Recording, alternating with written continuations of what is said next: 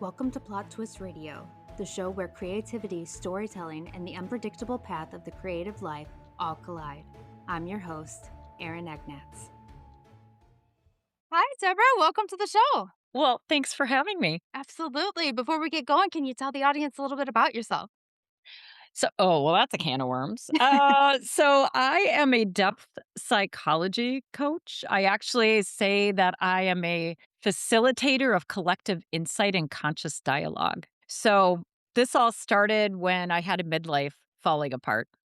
And right before it all fell apart, I felt this irrational calling that communicated via this logo for the school. And at 48, I went to go pursue a master's PhD in this mysterious field called depth psychology, which is the study of the unconscious. So, if people are familiar with Carl Jung, he's one of the founders of the study of the unconscious. So, that's what I do. And I work with individuals and organizations anywhere where people are stuck and they need help seeing what is happening at the unconscious level. So, in a workplace or an organization or an initiative, I love conflict. So, I love helping people understand that all the stuff is beneath the surface of your awareness. So, how do we shine a light on it? And then suddenly it's like, oh, I don't really hate you. This is what's happening. So, okay, let's go solve this problem together. That sounds extremely important and probably something each and every one of us needs. Oh, absolutely, especially during these times. So, Yes. Yes, 100%. I'm sitting here thinking now, I wonder what's going on with me. yeah, yeah. Well, I remember the moment in school because my midlife unraveling coincided mysteriously, thankfully, with like pursuing this education. So I lived all these concepts in real time. And one day I was like, oh my God, I can't even trust why I do anything. Like, I have no idea what this hidden agenda is of what I'm doing. That is a very interesting science. I've always found all Yeah. kinds of sciences, especially psychology, so interesting because Yeah. there's so many different facets of it, and you don't really Yes. realize it when you start looking into it. Yes, and then the more that's saying about, like, especially, like, pursuing a PhD, the more you know, the more you realize you don't know. So then it's like, "Oh, man, I'm gonna be studying myself for the rest of my life." Absolutely. So you say you never intended to write a memoir. Mhm. So what was the moment where you realized, okay, now's the time I need to do this?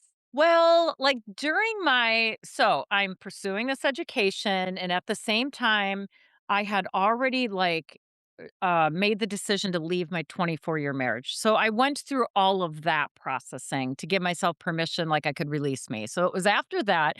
But then I started having all these strange experiences, and they were all with men, they were all with younger men.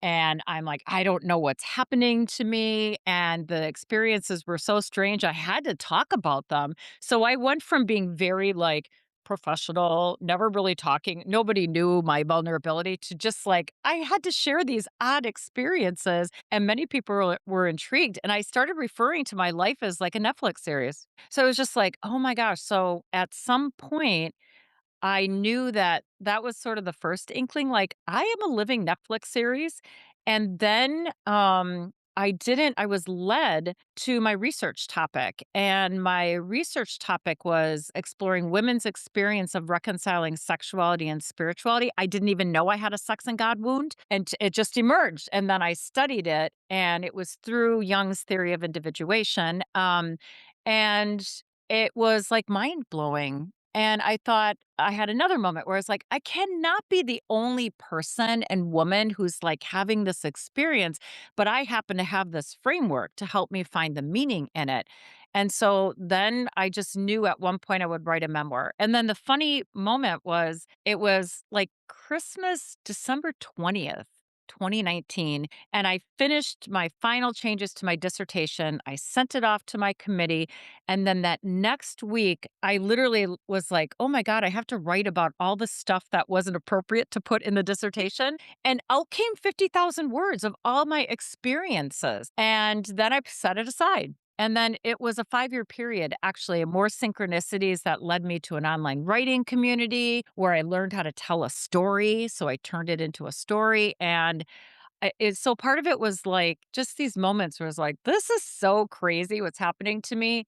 I don't know. It's entertaining. It'll entertain people. And then I was like, no, this is important too, because I'm not the only one who's experiencing this thing during this time of where we are. So, yeah, so that's how it happened.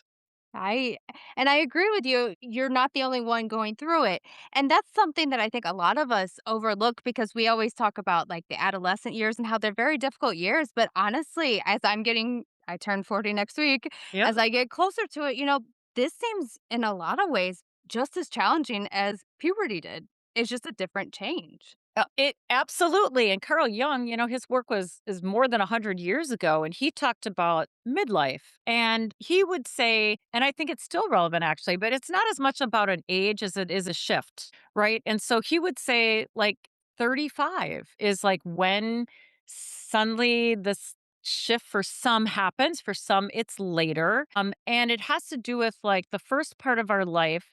We are building an identity, and identity is what our ego likes to be in charge of, right? But it's a good thing. Like, we have to build an ego because when we were born, we didn't have one, right? We didn't know we were separate from the mother. So then there's this period of separation where, like, okay, this is me. This is how I fit into the group. And then what happens over time is things get entrenched.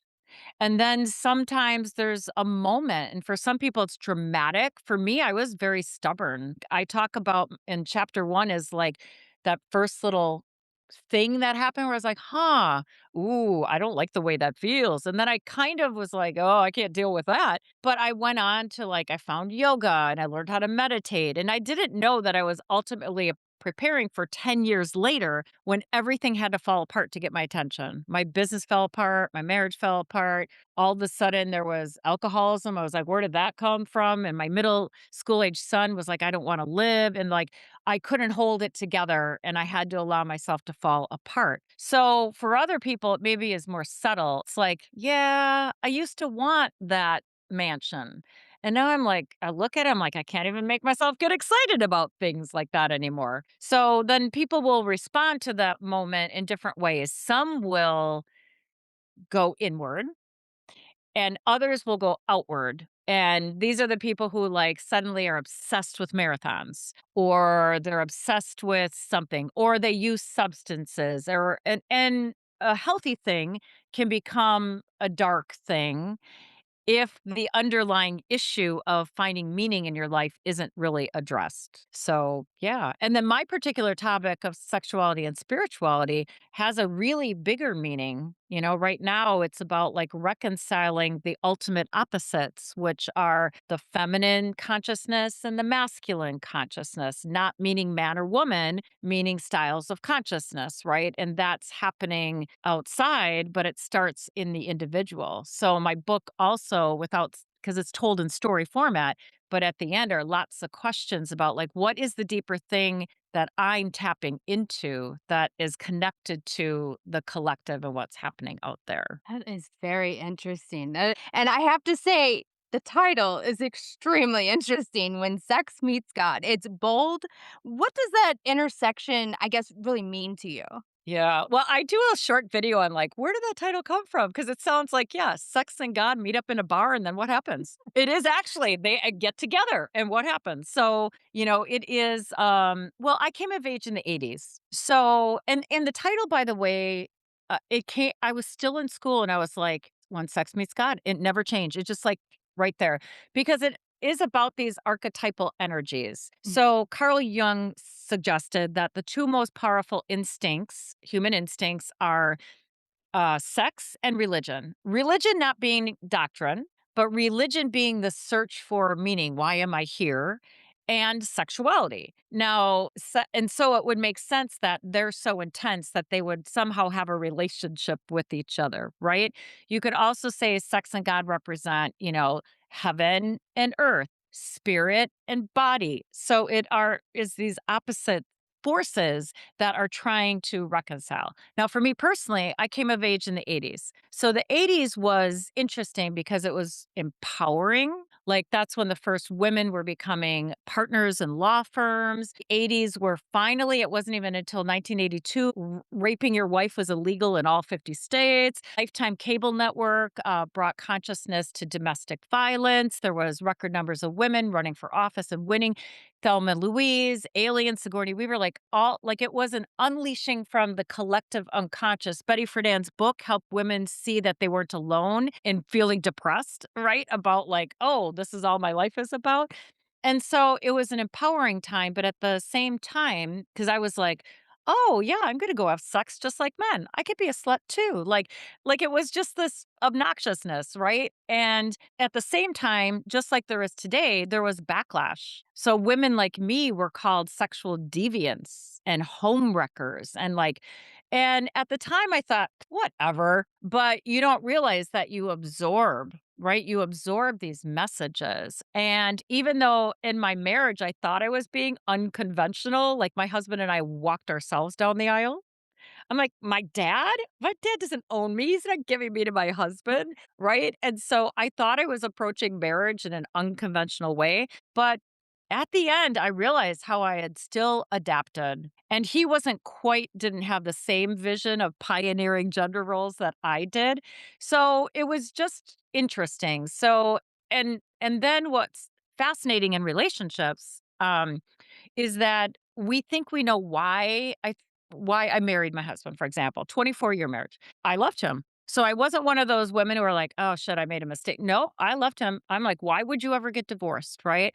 But when it all fell apart, I realized that part of why I was drawn to him was that I had chaotic relationship and sexual experiences because of the nature of the 80s.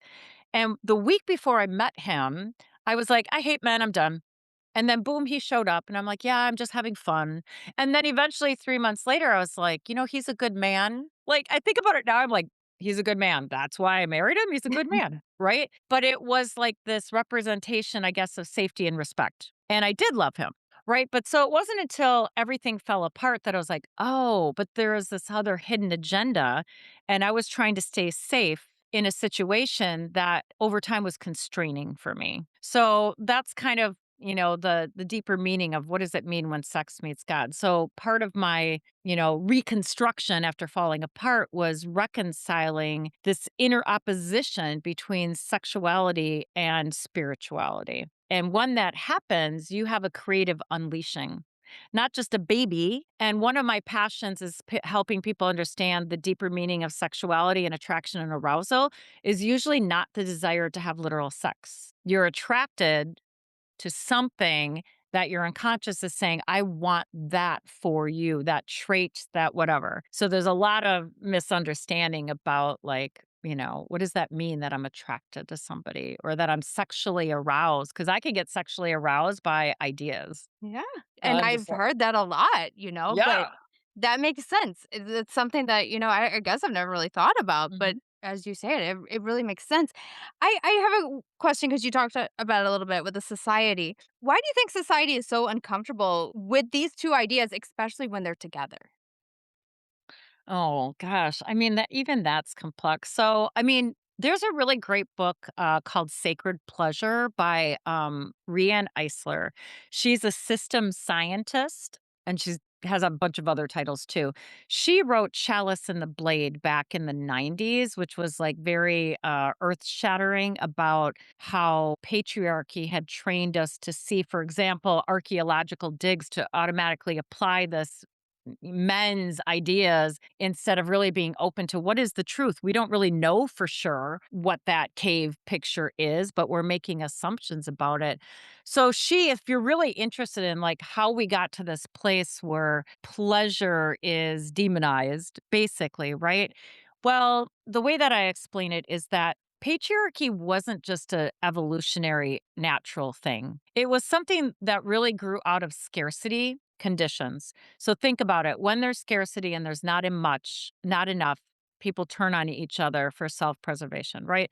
So based on migration patterns, this sort of scarcity was brought to other areas of the world where there wasn't scarcity, but now there was a kind of aggression and sort of this attitude that was so there were partnership models of society and tribal and Native American, right? So people who say no, patriarchy was this natural evolutionary urge, that's not really true. So then that as that's spreading, we have the beginning of the creation of doctrine of Christianity. Right now, another really great book called the Women and Redemption is about how feminist voices were at the beginning of how do we write the story of this thing just happened with Jesus, right? It just like that happened over decades, right? And so you have this thing, the or sociology thing with the scarcity mindset, and then you have this repression of the goddess and replacing it with, and they kind of collide, is how I put it. And so Jungian psychology, depth psychology takes this really head on.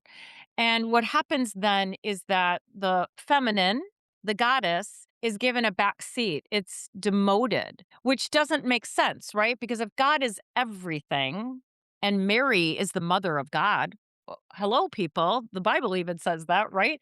Why is it now that, so the feminine, which then gets projected instead of it being part of everybody consciousness, it's projected onto women as a gender and a biology, their bodies, sexuality, and nature. And all of those things become inferior to this masculine style of consciousness. And the masculine style of consciousness, in and of itself, is just neutral. But when it's not checked, right, checks and balances by the feminine, and it just gets to run roughshod, it becomes one-sided. So that's why, the idea of, let's say, capitalism is a system of patriarchy, and by itself, if it's balanced and regulated, it spurs innovation.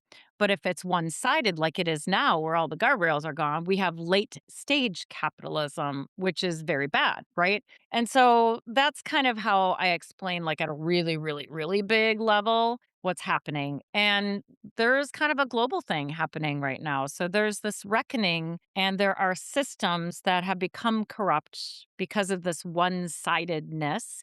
And I would also say that this is a time when women they don't need to, they can do what they want, where it's helpful to understand that patriarchy isn't about men anymore. Because if you look in the population of men, there's even a hierarchy and ranking within men. Poor men, inferior. Black men, inferior. Gay men, inferior, right? And so patriarchy artificially elevates this idea of a particular kind of man. So men have a patriarchal wound too. Now, so I do speaking and I help women honor their patriarchal wound, which is healed by taking your power. And we are not oppressed anymore. Some women are, but overall, we are not oppressed. So stop letting people tell you you're a victim, and holding space for men's patriarchal wound, because the only way that they heal it is by redefining strength as the power, as the strength to be vulnerable. That's almost harder. Think about it. There is research by my friend who research that shows that good men, quality men who believe in equality, overestimate the sexism of their own friends. So instead of being like just boldly feminist, which there are more, of course, than there used to be, they will minimize it to fit in. So Huh. here, their friends are less sexist than they think, and he could be more feminist. And they'd be like, oh my God, I'm so glad you said that. I'm a quality man too. So this is why I say, like, men are harmed by patriarchy too. I could see that, absolutely, and, I'm a historian, so I love to Oh, analyze the different, civilizations, and as we go forward, and I'm, like, picturing the different decades as you're talking, I'm, like, yes. picturing it, and, we have evolved a long way, Hmm. but Hmm. there is still room for Yeah. improvement, a lot of Yeah. improvement, especially as you said with the end stage capitalism, that man, that hit the nail on the head. Yeah. Yeah. I mean, oh my gosh, I have a client who works in AI. Holy crap. And she channels Artemis energy. So she is here for a reason. But like the dysfunction, the toxicity, lack of morality and ethics. And she's part of like women can be just as bad as men these days. So equal opportunity, right? But women and ethical AI, like she's part of that countering, because you can't just give in, right? And the fact that there's such a rush to hoard and a rush to exploit is an indication that that time is ending. Yes. So people think like, "Oh my god, there's nothing." No, no, no. It's an indication that there is consciousness expansion is happening because all of those negative forces, they're just trying to get there as well they can. Yeah. Absolutely. AI scares me. I like it for some things, but it scares me overall. Yeah. Yeah. But and the good thing is that, luckily we have, in the last 5 years, we have this whole media ecosystem that has emerged to counter the indoctrination, right? The exploitation. So people are much more aware, and surveys are showing that, especially in our country, if you're in the U.S., that people do not like AI. So they're not buying into it like they thought they were going to. So it's just interesting. So, I'm driven by Carl Jung's suggestion that the fate of humanity depends upon the self reflecting individual. And there's a lot of self reflecting going on these days. There really is, and There- that's important. That's yeah. extremely important. I could talk about that forever, but we will go back to your book because I have a question. You were saying that it could be a Netflix the way it plays out. Have you ever thought about pitching it to them? Yeah. I don't know how. Actually, I don't let, yeah. Yes. I mean, I'm kind of counting on like, it will kind of happen because I'm gonna tell everybody about it, and I'm counting on the universe just giving me little clues like it did for how to write the books. Sure. But, like, one of my passions is also Jungian film theory, and so I experience life. I'm also a INFJ, an introverted, intuitive, feeling, judging person, so I'm like a rare, the 3% neurodivergent, nerdy, whatever. I experience life as a movie. Like, I experience it that way. So the whole time I'm writing this book, I'm like, "This has got to be read, like, you could see this is a perfect episode for the series." And I think it could be a movie, but I think it would be trying to accomplish too much.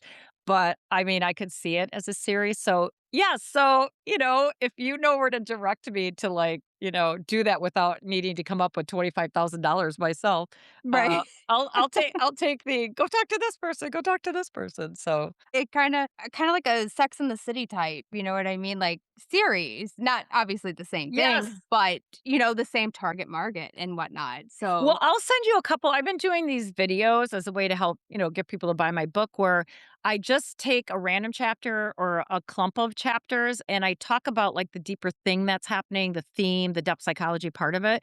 And I have a series of chapters that are the romantic chapters. So there was this, oh, is that guy like flirting with me? Like after like, and he looks kind of young, and like, what happens with that? And then when he falls off the face of the earth, I'm like, "Oh my god, now I need that online dating, here I come." And all of the men were like, I was 50, all the men were 33, and I'm like, "What is up with this number?" And it wasn't until, like, 2 months ago there I was like, "Oh, that is my numerology number.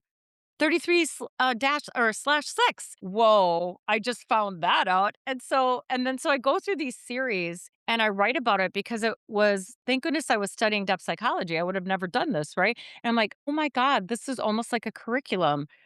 Each one of these 10 men came in a particular order. And the meaning of that was like helping me come into a deeper relationship with my body and sexuality. And then I was like, "Okay, I'm exhausted. I'm done." And then I'm like, "Oh, I got to work on getting into the PhD program." And then here comes this man on the beach. He's the one that I get swept up in, this archetypal Hermes, Aphrodite, like, what is happening to me? Who am I becoming? And he's 33 too. And then this is where the spirituality comes. So we're dating for like 6 weeks. And I'm like, I've never felt this. Oh, like, I was like, "What is happening to me?" I never felt the passion. And then right when I'm like, "When are we gonna, like, have sex?" And he's like, "I have a conflict having sex outside of marriage." And I was like, "What?" I was devastated, but I still was like, "This man, he still has this draw for me." And then I entered this new world of what I describe as no sex. And it is that, and it is just being with him, and then later on being in solitude that brought me experiences of pleasure that I could never have with an actual human being. And so that led to, you know, this whole exploration and re-exploring my childhood religion, which I would reject again, but knowing why, but seeing the depth psychology in it all. And so this is how, like, I don't know, whatever I was led, and it came in an order where I first sort of healed the sex wound, and then there was the spirituality wound, and then it was like, oh my gosh, these two get together, and then out of that comes a book and another book and a podcast and a new mission and all of this. I mean, it's worth it. Like the individuation process, that's what it's called. I mean, you have to have a sense of humor. You have to be curious. You cannot self judge because you learn everything you've ever done in your life makes perfect sense when you understand your psychology. And it is so worth it if you want to experience life in a deeper way. Absolutely. I think I need to come see you. Well, I mean, I am also fun to work with. I could tell. I've I do never a talked to lot of listeners. acting out. And that's great because I think maybe that's just how I learn. I don't know, but I just feel like you would be perfect. So, Yeah. Well, thank you. yeah. So where can the listeners find you? DeborahLukovich.com. Everything is there. So it's DeborahLukovich.com. And at the top are all the colorful icons for my YouTube channel, my LinkedIn, my Instagram, my Blue Sky, whatever. I write blog posts. I do a lot of free content. And if people subscribe to my website, like my book before this one, uh, was Your Soul is Talking, Are You Listening? It was my first step psychology book. So I teach people all the different ways your unconscious is speaking to you through your emotions, through conflict. That's why you got to love conflict and friction because it's the doorway to everything, but it's hard too.